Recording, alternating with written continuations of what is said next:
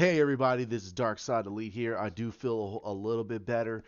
I still have a stuffy nose and some congestion, but I could not wait to talk about this piece of news. It hit all over the trades, and I know a lot of you have already wondering what's going on with it. And what do you think? What's my opinion about this? Now we're hearing that Andy Muschetti, who's the director of the new Flash movie, with Ezra Miller, they they are going to readapt Flashpoint. Now, what do I think of this? Now, this could be good news and this could be bad news. Good news is we're finally getting an understanding of what they're going to do with this version of the Flash, and also they are going to go with a semi darker story. This runs up what Ezra Miller wants to do, and it also runs up that of what Andy Muschietti does. He could do a dark story by showing a lot of the human effects because of what he did in It Chapter Two. In It Chapter One and what he did in Chapter Two. Despite how you guys felt, anybody who feels differently about the second movie, I still liked both movies. I think the second one was a little down from the first one, but I still love the whole freaking franchise. I think he did a really good job with it, getting the relationship of the losers and Pennywise and the whole concept. However, this is the Flash, and I think you can take those sensibilities and give it to Ezra Miller and the foundation of Barry Allen's character. That everything he's ever done is always been built around the fact that he has the power to actually save his mother. But what if he does?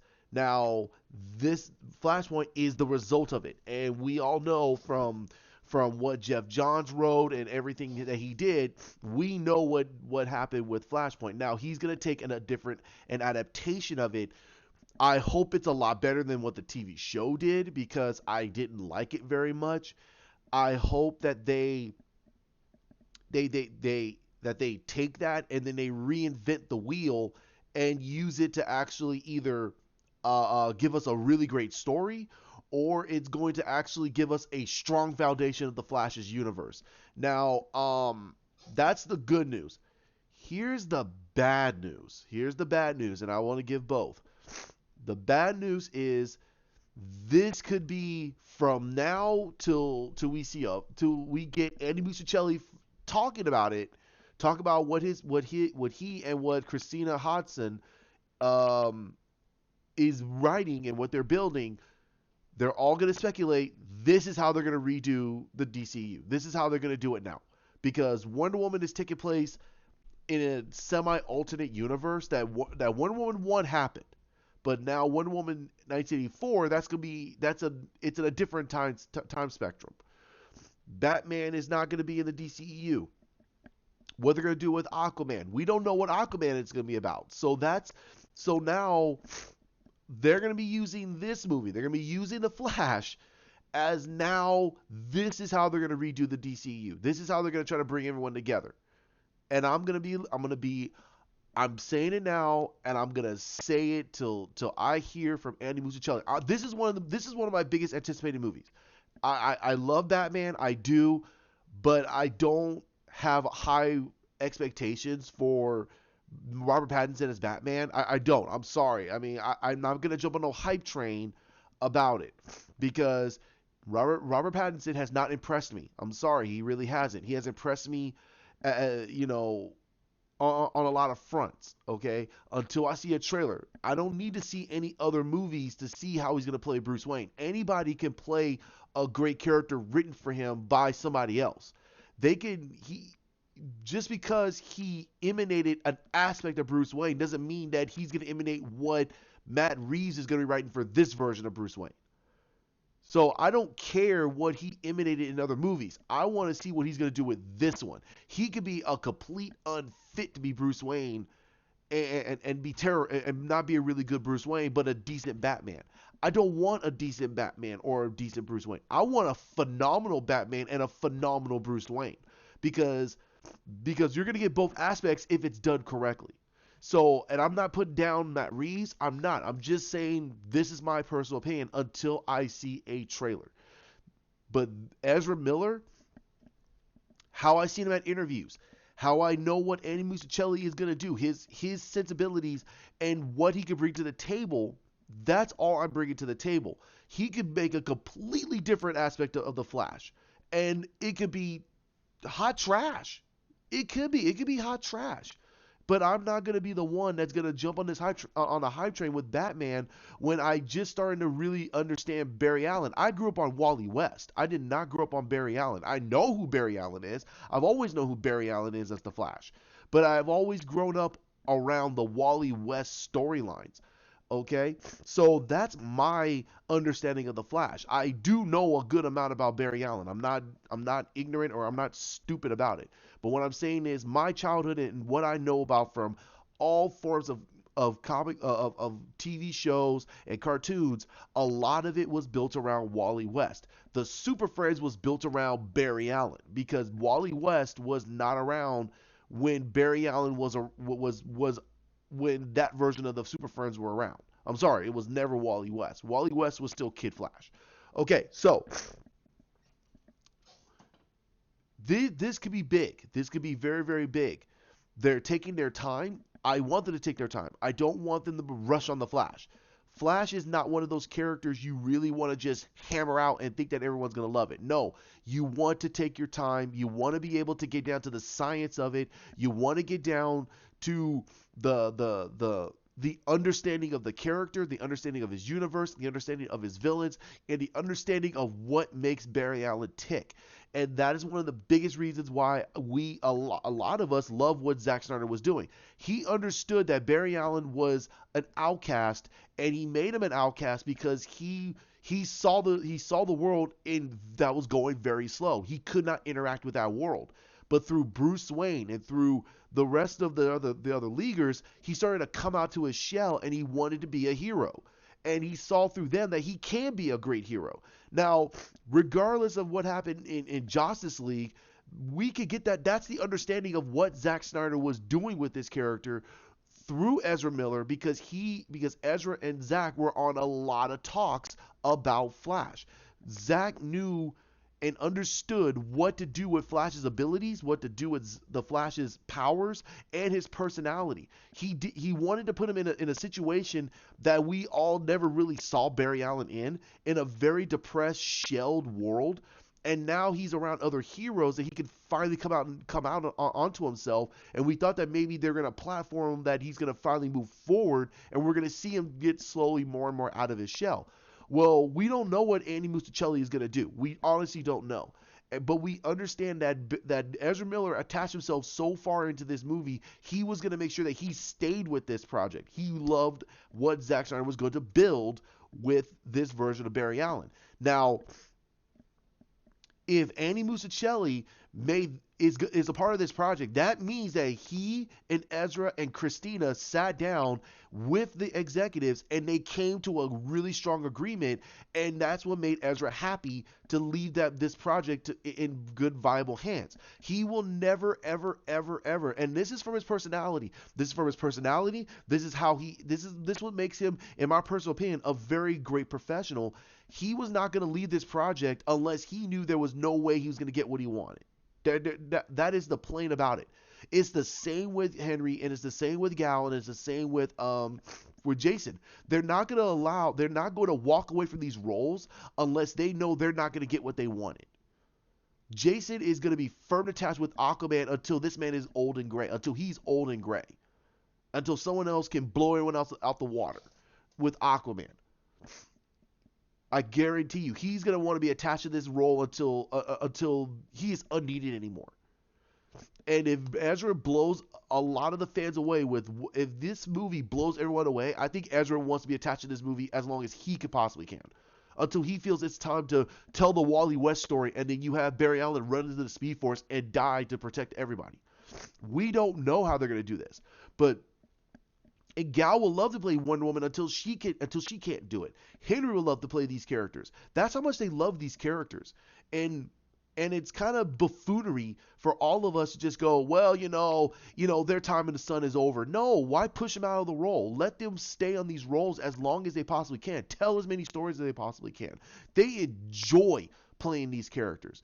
And for us to just turn them into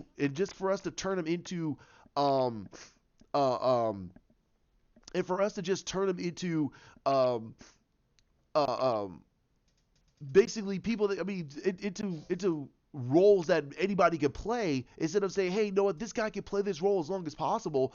That just means that we just don't care about these actors. I enjoy looking at how Ezra talks about this character. He really, really loves the science. He loves the science. He loves the depthness of Barry's character. And you can see he has this understanding that Barry is a happy guy with a very tragic childhood. It's actually almost as worse as Bruce Wayne. But Bruce Wayne went into the darkness. He went into the darkness and he didn't blink. Barry refused to go into the darkness because he wanted to see hope. And that's what makes Bruce and Barry different, but they have such a strong relationship that no one really understands. No one understands their relationship. It's actually stronger than even Clark and Bruce. And that's only because they come from very tragic childhoods. Very tragic childhoods. For Barry, he had other people that were taking care of him because they refused to let this little boy go into the system and be completely destroyed. Bruce had Alfred. Clark had Ma and Pa Kent, even though he was the only Kryptonian on Earth. So yeah, that's the reason why Bruce and Barry have a very, very strong relationship.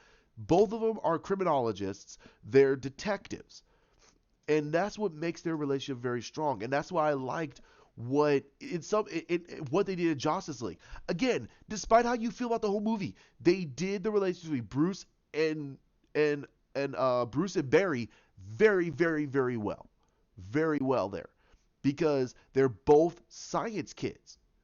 Bruce looks at the science and does it in a way as a tool to help him to help him with his crusade, while Barry is looking at it as, this is cool. He wants to advance it further and further and further. He wants to advance it further. And Bruce is very grounded. Barry has his head in the clouds. That's always been there. That's always been them. That's always been Bruce and Barry. And that's why I love their relationship. But this movie is hands down one of my most anticipated movies. I love how Andy did it. I loved how Ezra was coming at this role. He knew exactly what he wanted to do with this character. He refused to walk away. He presented a story concept to WB that made him further attached. He signed a new contract. I know he signed a new contract. So if Ezra is still around, he is not leaving this role. He is not going to leave this role. He's almost done with Fantastic Beasts. He's almost done with Fantastic Beasts. He has nothing else on his plate right now. He probably has a few other little art house project films, which is fine. He can go do those all he wants until the Flash is ready and he's ready to go. And I cannot wait. One of the things I hope is that Ezra fights to keep the suit that he has in Justice League. He fights to keep that suit. He goes, no, I want to keep this suit. And I hope Andy goes, sure, okay. Who cares? That's fine. It's a ready to go suit. Make a few little tweaks.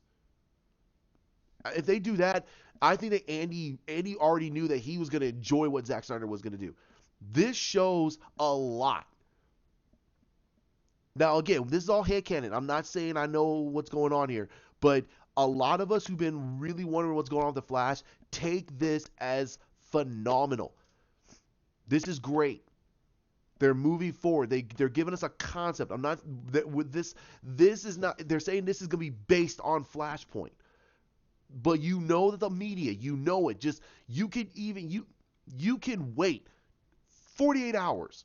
I would say wait a month, and I guarantee you they're gonna start doing promotions and articles saying that this is gonna reboot the DCEU. Flash is gonna reboot the DCEU. We're gonna get and all this and all that, and you're people starting to get excited and everything else. No, take it away. But this gracefully, and I don't mean like take it in a rude way away from them. What I'm saying is give them an understanding. What if this doesn't reboot the DCU? Maybe they just want to do some separate movies. If they go, well, how do you know that? I go, well, how do you know that it's going to reboot the DCU? Because another person told you this? All they're doing is getting you hyped up for no apparent reason. What if they're gonna do exactly what Toby Emmerich said months ago they were gonna do? Let's just concentrate on trilogy movies, and we'll worry about franchises and and worry about franchises and cinematic universes later. So so you're getting hyped for no apparent reason. How about calm down and go, okay, a Flash movie's coming out. Let's see what they do.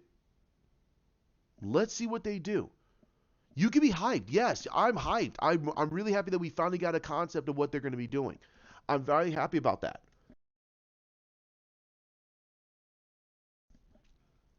But let's not be blinded to the fact that, hey, they're doing a Flash movie. This is going to reboot the whole DCEU. No. What if it doesn't? We heard months ago from Grace Know It All Randolph. She's sitting there talking about that. Oh, Wonder Woman 84 is going to reboot the whole. It's going to be their version of Flashpoint. It's going to reboot the whole DCEU. No, it's not. They've already said it. It's going to be set in an alternate universe. It's not. It's not a part of the DCEU. It's a parallel universe. In a way of saying what happened in the first Wonder Woman happened, but she put down the sword because it's peacetime. Hence why she's running around with her suit and everything else, and no one and and what's going on? Like the government knows that she's Wonder Woman. Everyone knows that she's Wonder Woman. They just don't know her real face that we don't know of. Again, we don't know it yet. So this could be the birth of her new Wonder Woman. Again, we don't know anything about that movie yet, and the movie's done. It's in the can. If they need to do some tweaks here and there, they're ready to do it. The movie is ready. The movie is done. It's done 6 months ahead of schedule.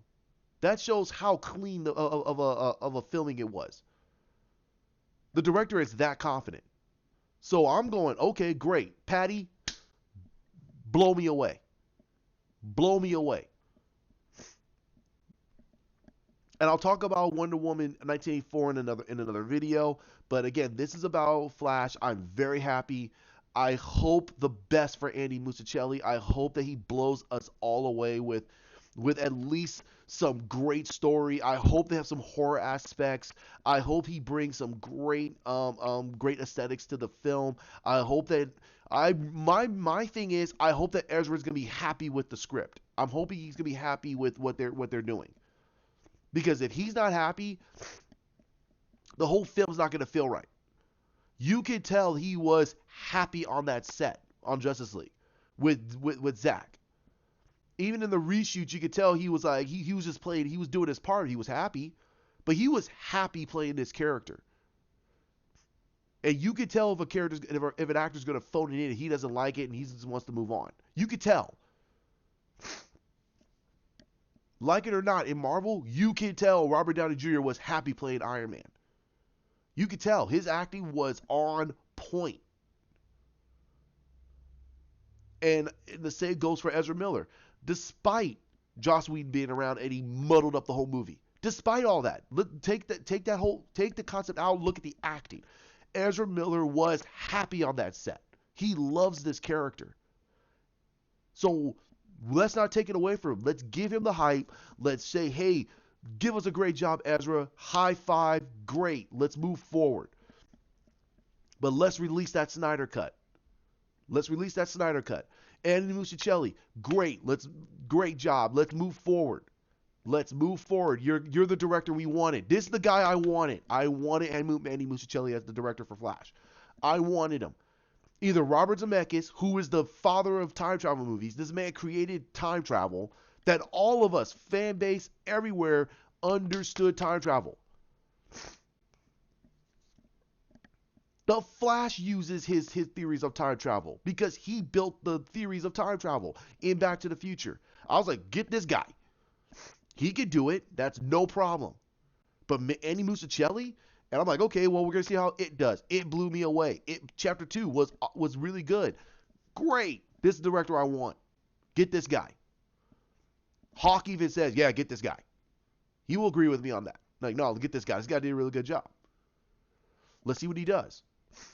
He's not as hyped as I am because I know this guy can do a really great job. He has the sensibilities. He has these sensibilities to do something really good. Now, we don't, again, my biggest pullback from this is how he's going to explain time travel, if they're going to even do time travel. In my personal opinion, do not touch time travel. Do not touch it. But they have to now because it's Flashpoint. And the main thing is they cannot confuse the everyday audience. They cannot confuse them. It has to make sense. They has to be everyday man. And that's how we're going to see through Christina and Andy and anybody else who's going to be helping on that script and the screenplay to see how everything's going to be explained.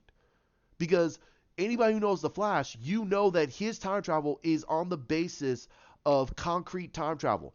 It's not predetermined or anything. When he goes back in time and he changes something in time, goes back to the future and comes back to the present, it's completely changed. And if he doesn't change it within a certain time frame, boom, it's concrete. You cannot change it. And there's points in time that you can never change. The Waynes can never die. I mean, the Waynes can never live. You can somebody's supposed to die in Crime Alley other than the killer. Either it's Martha and Thomas Wayne, either it's Martha and Bruce Wayne, or it's Thomas and Bruce Wayne, or Bruce Wayne. But someone is supposed to die in that alley. It's concrete. The destruction of Krypton is a concrete, it is a point of time. It cannot be stopped. Because these are the defining features. These are the defining creation of the DC heroes. It is. I'm sorry, it is. What happens in Crime Alley is supposed to birth Batman. Or Batwoman. Or Batgirl. Yeah, Batwoman or Batgirl. It doesn't matter.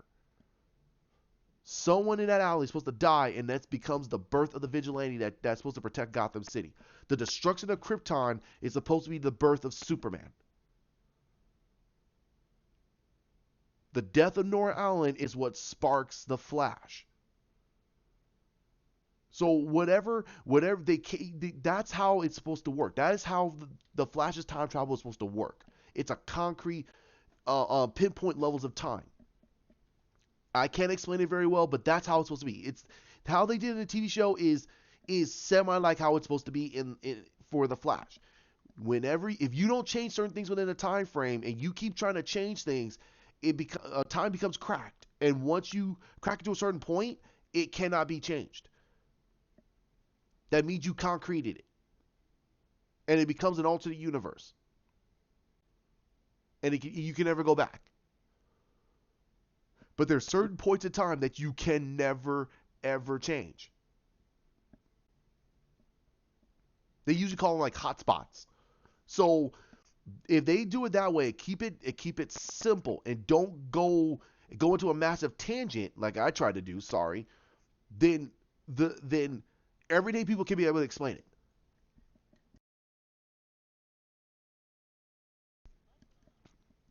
So my whole thing is, I hope that they keep it simple because they can't. Flashpoint's one of those very complicated.